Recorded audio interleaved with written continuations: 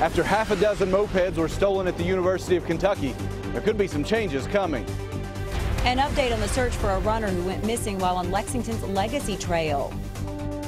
And a boy with an extremely rare aging disease is now part of a clinical trial. Tracking, alerting, protecting. This is WKYT News at 4:30. Good afternoon to you. Amber Philpott and Sam Dick reporting the University of Kentucky is looking into installing special racks on campus after a rash of moped thefts. Several mopeds and scooters have been stolen from on and around the UK campus in the past few months. Victor Puente talked with the UK police chief about these recent thefts. It's our top story at 4:30. They can be handy when traveling across a crowded campus, but lately they've also been targets for theft. Now the University of Kentucky may make some changes to the way scooters are stored on their campus. The change comes after 7 mopeds were stolen during the months of July and August. UK is now looking at putting special racks across campus that would allow mopeds to be locked up. Current rules don't allow them to be chained to bicycle racks. If the new racks are installed, they would most likely be near motorcycle parking on campus. There are already a few places where mopeds can be locked up. The university police say with the growing number of scooters they're seeing, they anticipate some changes.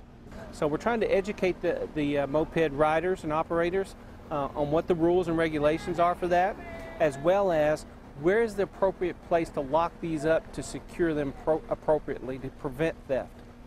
Chief Monroe told me that they arrested a man last night they've charged with stealing 5 bicycles on campus. He said it's possible that man was connected to some of those moped thefts. He said they're going through surveillance video right now to see if that's the case. In Lexington, Victor Puente, WKYT. And earlier this week, Lexington police also had a report of a stolen moped on nearby Angliana Avenue, where several student apartment complexes are located.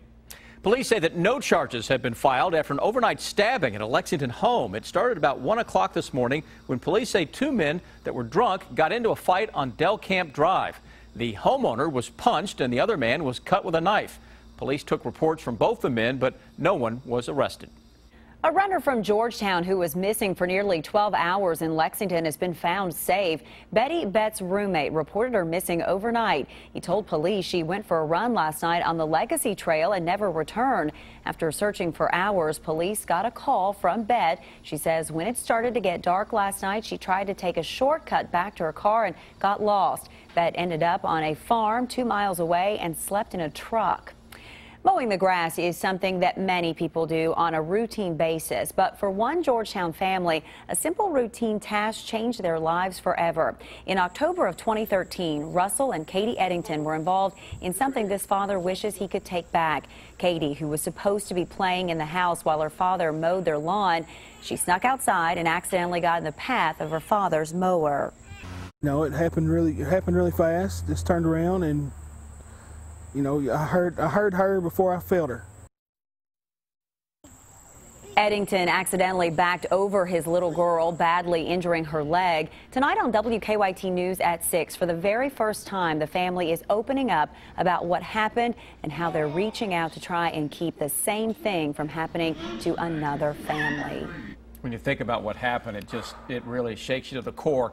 This little girl looks like she's doing great. Has that really helped her parents and her brother get through this? It has. She wears this little necklace that says, I can do hard things. And from 4 to 6, she has done a lot of hard things in terms of what she's had to go through with her leg. We're going to talk a little bit more about that tonight at 6. But she has a very spunky nature. She has a sense of humor about her leg. And so when her family saw all of that, they knew, okay, if she's going to be okay, then we need to get through this and we're going to be okay. So we're going to talk about that and what they're doing to reach out to other families tonight at 6. Look forward to it. Thank you, Amber. Showers and thunderstorms continue to deliver a nice drink of water to the Bluegrass State. Looks more green out there, I think. It has been nice, and it looks like the showers will continue into our weekend. Let's check in now with Chief Meteorologist Chris Bailey. Hi, Chris. You guys will hear the hums of lawnmowers again over the next couple of days. Hi, by the way. We're getting in on those showers and storms that are beginning to calm down a little bit across southern parts of the area. Good-looking live sky cam. Lexington kind of the dividing line to our north. We've had more sun today to the south.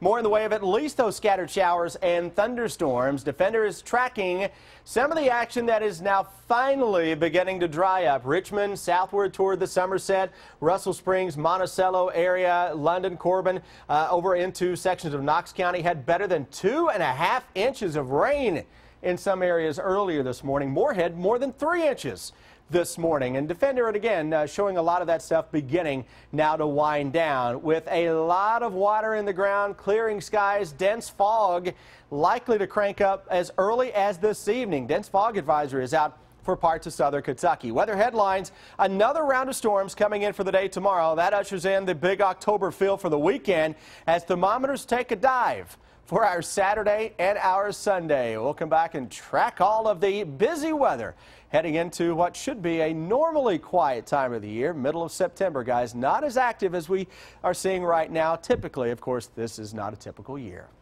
Chris, thank you. A Kentucky. How was your school today? Louisville nurse Kim Pickard routinely checks on grandson Zach in Lexington. Did you learn anything?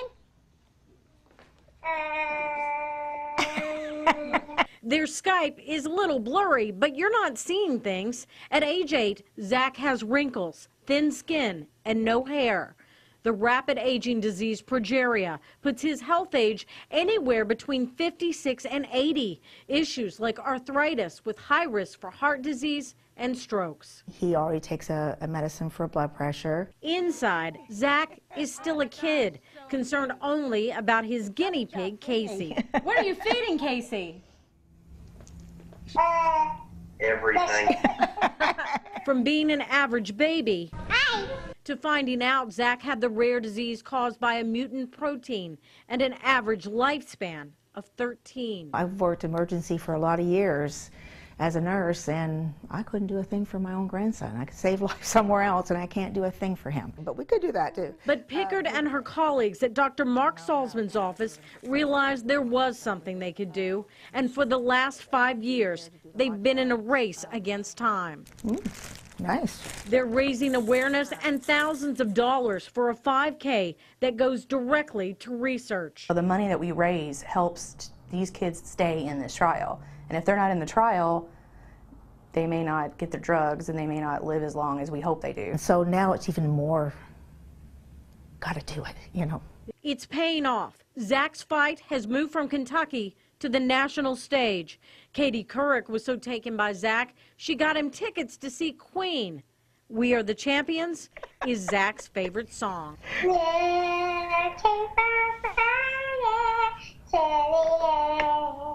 Zach promises if you come to his 5K, he'll keep fighting, singing, and even show off some new dance moves. Oh, yeah. Awesome.